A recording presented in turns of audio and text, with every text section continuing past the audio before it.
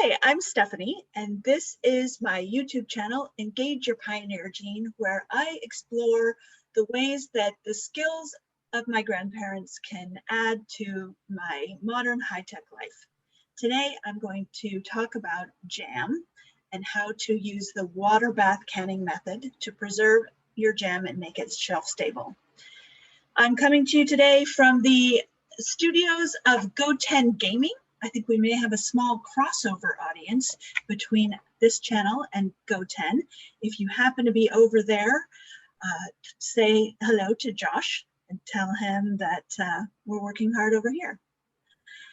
Today, I've asked my friend Gail to join us to talk about jam. Gail and I made jam together once, and she is embarking on the journey of making jam on her own for the first time. Welcome, Gail. Thank you, Stephanie. I'm looking forward to this refresher. It has been a couple of years since we made jam together, so I wanted to go through some of the important things to consider before you decide to make jam. But the first thing really is why you make jam. And the reason is, for me, that you can get the very freshest fruits. A lot of times when you buy commercial jam, those are made on a production schedule. Fruit doesn't always ripen at exactly the right time, and they want to meet a certain standard. So it has a certain flavor, it's good enough. Many of us eat jam. If you like jam, then you probably have had commercial jam. When you make it yourself at home, you can choose the exact moment. You can choose not to make jam if the berries don't seem ripe enough. You can choose to make lots of jam if you have a surplus of berries and capture that very ripe flavor. So that's why I make jam. We're going to break this into two parts today because one part is making jam and the other part is water bath canning. You can find a lot of recipes for freezer jam, so you don't have to do the water bath canning part. You could just make a little bit of jam that you have in your refrigerator, enough to eat for a couple of weeks, or you could do some freezer jam that'll last a couple of months. But if you want a year's worth of jam, then water bath canning is the way to go. Before you get started, and I think you've been doing this, so maybe we can dig into some of the details. You want to gather your equipment. The set of tools that I'm showing here on this slide is the ones that I have used the whole time I've done water bath canning. And I think that it's a great starter set. You can often buy it all together in a box, the tongs, the jar holder, the tool you use to get bubbles out, and a funnel. Those are kind of the basics of what you need for canning. You need, of course, jars and lids and rings. If you buy a flat of jars, then they come with the lids and rings, so you don't have to buy the separate box of those. You want more lids the second year when you have used them up, because they are not, most of them are not recyclable. You can get some that are reuse, but for the most part, you're going to need to replace those each year. The rings, sometimes they just get bent or broken, and so you need a few new ones. Or sometimes you get jars gifted to you from someone else, and you don't get the lids and rings with them. I think you also, Gail, got the blue book, the ball canning book. I did. Yeah, and so it has a different cover, but it's the same great information, right? Yes, definitely. It's very interesting. You want to start there, right? Reading every word of the recipe you're going to make and making sure that you understand everything and are prepared in advance. Okay, definitely. Because there's a science to this, and it's a safety issue where if you just cooked some jam and threw it in a jar and set it on the shelf, that would not be safe to eat. The water bath canning, the processing of that is what makes sure that the food stays safe when it's in the jar. So reading through those instructions, the ball canning book been in existence for a really long time, and lots of people have used it. But beyond that, you can also check with what's called the extension office, and it's usually through the state college. Occasionally there's other, in some areas, other places where you would go to the extension office, but they double check the recipes and make sure that they're safe and that those instructions will create a food product that nobody gets sick from. And then what I have is the big countertop canner, but you could use just really a big soup pot. You want to get boiling water. You want to be able to have something so your jars are not sitting on the bottom of the pan. The traditional canning pot has a beveled bottom so that nothing is sitting right on the heat source. But just something where if you're using small enough jars that they're covered by water, you know, you want a couple inches of water over the top of your jars. Okay, So, yeah, I have a little more to do on that. I have a big stock pot, but it has no grate at the bottom that fits it. And that was one of my concerns, doing it on my own. So I will yeah, find and that. it is a big piece of equipment, so it can be hard to decide to buy something and you have to have space for it, right? This one I keep at storage except when I'm canning, but it is nice because I have the stove top that is one flat surface. And so the traditional canning pots don't work very well on that. It tends to overheat and then the burner turns itself off automatically, which is why I went with this countertop one. It's a little bit more of an investment. Certainly, if my grandmother was still alive, I probably would not have gone that route because canning is supposed to be a budget thing, and this was not necessarily the cheapest way to go. But I do like it, and it can do other things. It has a spigot, so I could use it for just hot water. If I had a big event and wanted to just have boiling water going, you could cook soup or corn on the cob, things like that. So there's other uses for it if you've got the space. And when I was at your house, the best thing I thought about that spigot is it's a safe way to empty the hot water. Just Right, you don't directly have over to the sink. lift up a giant thing Yeah. filled with boiling water just to get it out of your kitchen. Right. Yeah, That was why I was it's tempted definitely to an buy that.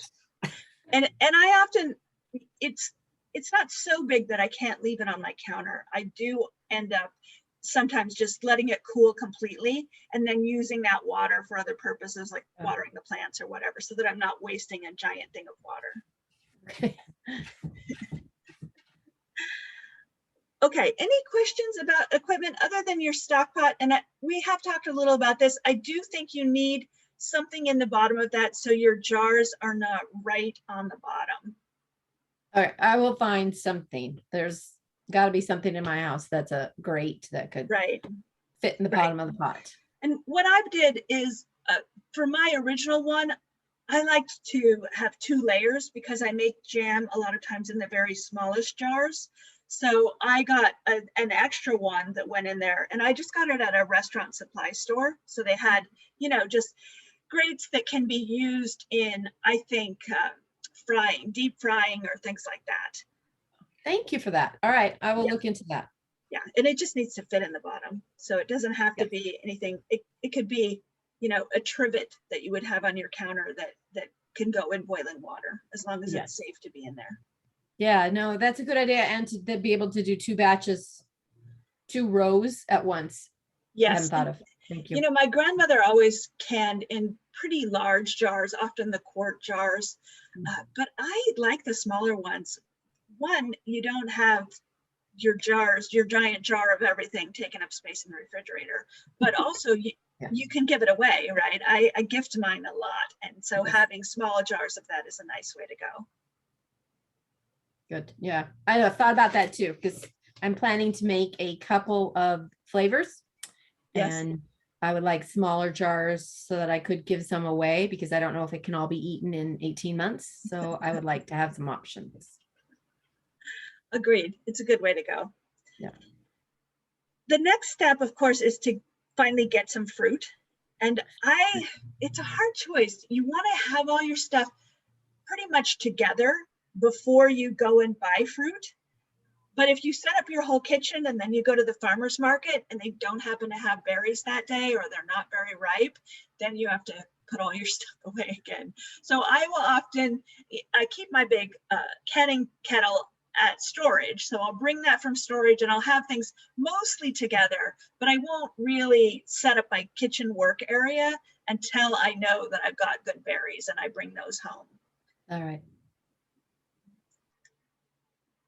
The next thing that I do is review the recipe. I try to do that before I go buy berries, just to make sure if there's anything else that I need or that I want. This is more true of pickles for me, but even with jam, I will reread my recipes before I go to buy fruit, just to make sure that, you know, I've got enough sugar, I've got any other ingredients that are going in it. If I'm going to mix things, I want to make sure that I've got a recipe that's either in the ball canning book or that I've researched through the extension service to make sure that it's safe, and that I'm not, you know, just mixing together a bunch of stuff that's going to end up ruined or Right. bad for me, right? Yeah. So then I wash my fruit, really clean it pretty well. And of course, in the case of strawberries, I'm cutting off the stems, but for other berries, it's sometimes just a matter of mashing them. When I did strawberries, I did use a food processor, but depending on how thick and, you know, sturdy you want your jam, you may decide just to use like a potato masher or something like that to get it ready. Is the Pyrex picture before cooking? Yes. So that's the size. Okay. Yes. All Yeah. right. So that's just through my little chopper with the strawberries. Okay. Do you ever use a blender and just pulse I it, or is don't. that? My blender is the Vitamix, so I feel like that it really purifies. Yeah.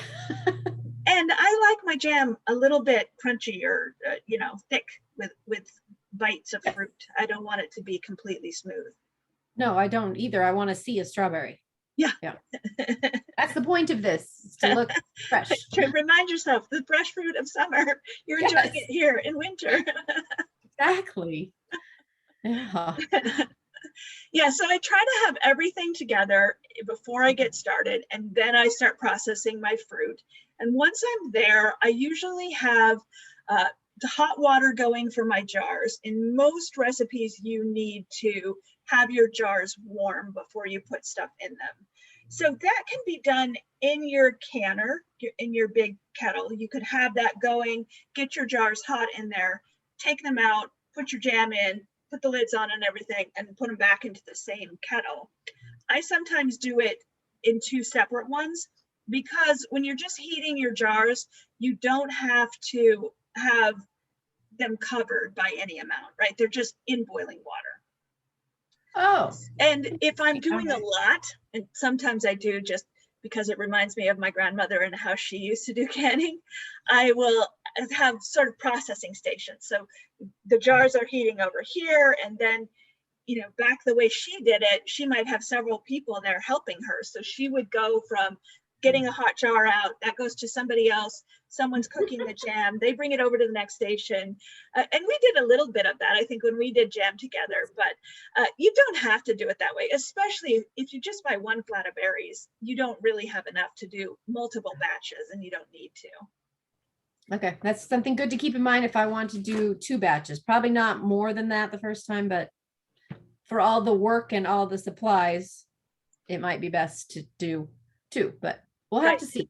And you have to think about how much jam do you really need. If you're going to give a lot away, then that it might be worth it. Or if you got a really good deal on berries, sometimes there are good years for berries and not so good years for berries, and it can be worth it to, you know, just take advantage of a great year. Okay. So often everything needs to be heated. Recently, you no longer have to heat your jar lids. That for a long time has been a thing where you would have a small pan where you had those hot, but they've done some testing and found that they seal just as well without that step. I still put mine in a bowl of water just because I like them to be wet when they go on the jar, but even that is not required. Interesting. Thank you. Good to know. Yeah. Because we did that at your place. Yeah. I have always done it. And so sometimes I still do it, but you don't actually have to. All right. Okay, so then there's the cooking of the jam. And this is where I think you are doing something a little bit different than what we did last time, but you just follow the instructions. You put your pot on the stove, and you're gonna put usually the berries and the pectin and lemon juice go in first, and then you do the sugar at the end, but it's specific to the recipe. Okay. So if the recipe says to combine the sugar first, then that's what I do. If it says to put it in all at the end after you've brought it to a boil, then that's what I do. Those instructions are usually very specific, And that's the part I'm reading just before I do it to make sure that I'm doing it correctly. It can be All right. unique to the fruit. So change from one thing to another. It's definitely different from, tomatoes to pickles to jam. Those kinds of things have different Mhm. steps. And I always try to make sure that I'm remembering it correctly and not just relying on, oh, last year, I think I did it like this. Right. You got to make sure you're doing it right. Yes. Can I ask you a question about lemon? Yes, yes, So both recipes called for a lemon. yes. And now I don't want it to change the taste, so there must be some reason why they want a lemon. Yes, Do you so it know? changes the pH, and I have always known that to be about safety. You want to make sure that no matter how ripe and sweet your fruit is, that you've got enough acid in there to make it safe for water bath canning. And that's all the Okay. foods that you water bath canning are fairly high in acid. Tomatoes, when you do pickles, you're putting vinegar or maybe something with salt. Anyway, you're making that part of the product the right pH to be shelf Okay. stable. So All right. if you have a food that is a different pH, then you're not doing water bath canning. So that lemon, I've always known that this to be a step you take to guarantee you've got the right pH. All right. But I recently learned that it also interacts with the pectin. So the pectin is a wax that comes from fruit, and it's naturally occurring in fruit, and it helps your jams to set up to have that jam consistency of being spreadable. You want it to spread with your peanut butter, right? You don't want it to be just a Yes. liquidy thing. Right. So Yeah. if you didn't put the lemon in, then the pectin would not gel correctly, and your jam might be, just liquidy. Okay. Yeah, we Which, don't want that. All right. Well, I which, wasn't going to skip that step, but I was curious why both yes, recipes had it. All right. yes, that's why. Okay. Good reason. Okay, so you've got your jars heating and you've got your jam. You've gone through the steps of everything. You're cooking it on the stove. It's nice and hot. And you put in the sugar, which is usually the last step, stir it up, Right. and you're ready to load it in the jars. And this is one step that you had asked me about before, where you skim any foam off of it. Yes. So you don't want a lot of air in the product that you're canning, because Okay. that will increase the risk of germs growing in there, right? You want to make sure that this is safe. So one of the ways is to get as much air out as you can. And the first step of that is removing any foam off the surface of your jam. I usually do that just with a big flat spoon. Otherwise, I get too much of the jam. I don't want to lose any jam. So I'm just taking a flat spoon and smoothing it across the surface of anything that's foamy. You don't use this tool yet? Not yet. That's after Oh, you put it okay. in the jars. So this is Okay. while your jam is still in the kettle where you cooked it. And you'll see the foam as usually a different color. With the Yes. berry Yes. jams, it's pink or it's lavender and it's on the surface. Okay. And you just want to get as much of that off as you can without feeling like you're losing jam, right? Okay. Thank you. Good hint. So that at that point, then you load it into the jars, and in each jar, you take that tool that you just showed and you Mhm. run it around the outside edge. So it's in the jar, yeah, and you're just making sure that any air that's trapped down in the jam has a chance to escape. Again, you're just limiting the amount of air in the product. So getting Okay. that out. And then the other part of that, your recipe will tell you how much headspace can Yes. be in the jar. So the other end of that tool is a little measuring thing. If you still have the eyesight to see that, you're ahead of me. Yeah, I guess maybe it's not so good on the screen, but I Make can sure see it. that you're filling them the right amount, right? So Yep. if you have too much headspace, then that's too much air left in your jar. And if you have too little headspace, you don't have room for the product to expand and contract. So both of those things can, over the time that it's on your shelf, jeopardize the product and it won't stay safe. Okay. Okay, so once you've done that, you want to wipe off the edge of the jar because it will be sticky. If you're making jam, some stuff's going to get sticky. I do this with a glove because the jar is hot. So you've taken that jar out of boiling water, you put hot jam into it, and now you need to hold it while you wipe the edge. Yeah. And that's why I do it this way. And you can Smart. see in the pictures, this is back when I was boiling the lids. I use the tongs to get the lids out of the boiling water. But if you're not boiling the lids, then you can just stick them on and screw the jar on. You want it to be solid, but you don't want to really wrench it onto there, because the whole sealing process doesn't really come from the ring. It comes from the lid, and the ring is just holding it on so it has a chance during the processing to seal onto the jar. Okay. Do you heat the rings also? No, you don't have. I wash mine just You wash them. All right. because they were probably sticky from the last time. Yeah. And I tend to wash my jars right before I start. I just run them through the dishwasher, and I'll oftentimes put my rings in there at the same time. So everything's just clean.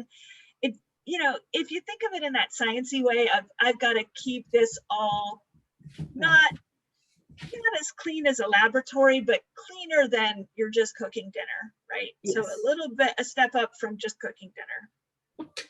Especially if you're going to give these as gifts. Yes, yeah. You don't want your jam to go bad if you're giving it away. No, not at all. Yeah. Okay, so once you've done that, all the stickiest parts are done. And this is where you put it into your boiling canner. You make sure that it's at a full boil. Often the instructions will say to put your jars in and bring it back to a boil, because they have cooled off a little bit, and so it can take the edge off the boil there. And you then, once it's boiling, then you start your processing time. All right. Yeah, so you want to make sure that whatever time your recipe says, those are carefully calculated, that you do it that full time. I have not found that going a little over is a problem. If you go under, I think your jars don't seal, is what ends up happening. And so it's still safe to eat. You just have to eat it right away instead of sitting it in your pantry. All right. Yeah. Yeah. Okay. So then you process for it's usually 10 or 15 minutes at the most. Processes in the boiling water for 10 minutes, and usually there's like a 5-minute cool down or whatever the recipe says. Then you use that other tool to take the jars out of the water. So by then you've turned it off and it's cooling down. You take the jars out and set them, like I do, on a towel, but on the counter. And you will hear when the jar seals, because it will make that little tink sound, which is why I can at this point. I love that sound. It's the sound of wild success. Don't miss that. Yes. Now, if you want to do 2 batches, one after the other, you can, right? You don't have to change the water, just bring it back to a boil, or do you change the water? Yeah, definitely. You don't, you could can all week long in pretty much the same water, as long as no jars broken there. Yeah, it's not touching your food. It's just water. Yeah. All right. Nice. So the other thing is that once, if you think, well, I did 12 jars and I only heard 10 tinks, did they all seal? You can press on the jars and you will feel the difference between one that has sealed and one that has not. If it has not, it will make a sound when you press on it. And if it has sealed, it has almost no flex left, because it is sucked down onto the jar, right? That heat processing allowed it to seal onto the jar, and you can't feel it moving. Okay. So at that point, you can actually take the rings off. So you could have fewer rings than you have jars, and just be rotating them through, because they're not needed. In fact, it's recommended that you store your jars without that ring on there. I often keep it on, but you definitely don't have to make sure that it's tight. It should be loose once the processing is complete. All right. Yeah, that sounds good. And if it doesn't tink, the 2 out of 10 didn't tink, then those you can be eaten, but must be eaten immediately, right? Put in the fridge. Those you just want to put in the refrigerator and start using right away. It's going to last weeks, because it's jam and it's got plenty of sugar in it. So you could keep it in your refrigerator the same amount of time you would normally keep jam in your refrigerator. Okay. Yeah, but you wouldn't want to reprocess it. So once you've done the processing, it's kind of an additional cooking step. It does add a heat to that product. And if you just kept doing that to try and get a seal, it could damage it, and the flavor would be off. Yeah. All right. Good advice. Thank you. Yeah, but they mostly seal. The jar lids are really good, and it's rare that I have one that doesn't seal. As long as you remember that step of wiping the top of the jar, because that's what interferes with it. When there's some of the food that is on the jar and is interfering with that seal, that's the only time that they don't really tank. Okay. Thank you for that hint. And that's pretty much it. I mark my jars so I know how old they are. And so that when I give them away, people know what I'm actually giving them.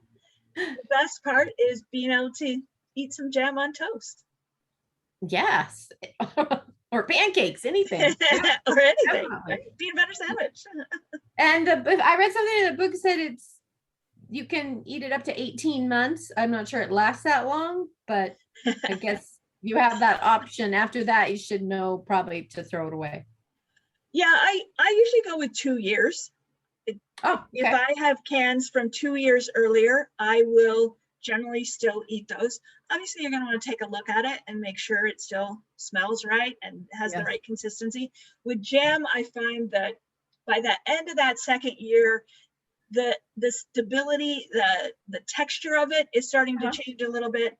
It's still delicious. It's just a little runnier, and it doesn't quite spread in exactly the same way. And most years I do run out of jam. The pandemic year has been hard to give away jam because we don't see anyone, but otherwise definitely I give away jam and we work through it. And now people know what it tastes like and they probably want it. Yeah, it's not hard to give away. Once you give it away the first time, people are pretty eager to take it. It's the same thing with pickles. If somebody likes your pickles, they know when you're coming over. Yeah. It's like, do I get 1 jar or 2 this year? Yes, definitely. Well, this is really helpful, and I feel more confident about trying it on my own. Good. And reading the book as I need it for confirmation that I'm doing it right. But I appreciate the refresher because it has been, gosh, has it been maybe 2 years? It must have been, because we certainly didn't do it last year, right? It had to have been the year before. Right. Yeah. Yeah, so, but this is the time. Right now we're coming to the end of June and the berry season is really coming on. So the next few weeks really are the time to do it because the berries will be at their peak flavor. I think been like last year, I was just afraid to do this. It's a big step and you don't want to mess it up and skip a step or do something that makes you sick or a family member sick. So and then the summer flew by and I didn't do it, and the fall is not the time for the best fruit. So now is miss your opportunity, right? Yes. Yeah. I did that a few years in the beginning too, but once I got started, after that first year, the jam flavor was so much better than commercial jam that I thought, oh yeah, this is for me. I got to do this. And I have done it 1 weekend and go and do it. Right. I don't do it every year because we often have just enough left where I think, oh, I'll be okay without so much jam this year. But that year, then I'll go crazy with pickles. So I always tend to have something that I'm canning each year. And I like it. It makes me feel like, okay, I'm in touch with the seasons of when food is available. And my grandmother would be proud of me that I'm doing this and I've got my pantry full. Yes, definitely. Definitely. I can see that too. My mom did this when I was little, like less than 10. Yes. And it was always really delicious. So I was happy to have it. And then she stopped. She said, well, it's too much sugar. I'm not doing it. And I'm like, well, I'm going to eat sugar that you made in homemade jam or sugar in store-bought jam. So I'd rather have yours. And there are low sugar versions. So if that's a concern for you where you want to slow down on the sugar, there are definitely ways to do that and still do home canned jam. There are different recipes that have been tested. You just want to not start reducing the jam in the recipe you're using, or reducing the sugar in the recipe you're using, but go back and find a recipe that is made for low sugar and follow those instructions instead of making your own adjustments. Yeah. Well, for the 2 tablespoons I would use per day on a toast or an English muffin, I'm fine. I'm not going the low sugar route. Exactly. I'm going this route, the blue jar route. And the pride you feel at having made this jam yourself is going to overcome any damage that the sugar is doing to you. Yep. All right. And I've already got people lined up who said they want to try it. So that's a Good. good thing. That's the way to be, right? Then you have to do it. That and then this podcast. I'm like, all right, I really have to do it. I'm committed. Okay. Do you feel ready, Gail? I do actually. I do feel ready. And after July 4th, I'm gonna get into this because I want to try before I forget. And before I Perfect. get I nervous. hope you will come back and share your experience, and we can talk through what happened and anything that went especially well or not so well. Let's dig into that. All right, we'll give that a try. All right, thank you, Stephanie, very much for being a good teacher and a good retrainer. Appreciate Thank it. you for joining me and for coming to play and engage your pioneer gene. Nice. Yep, we all need to do that.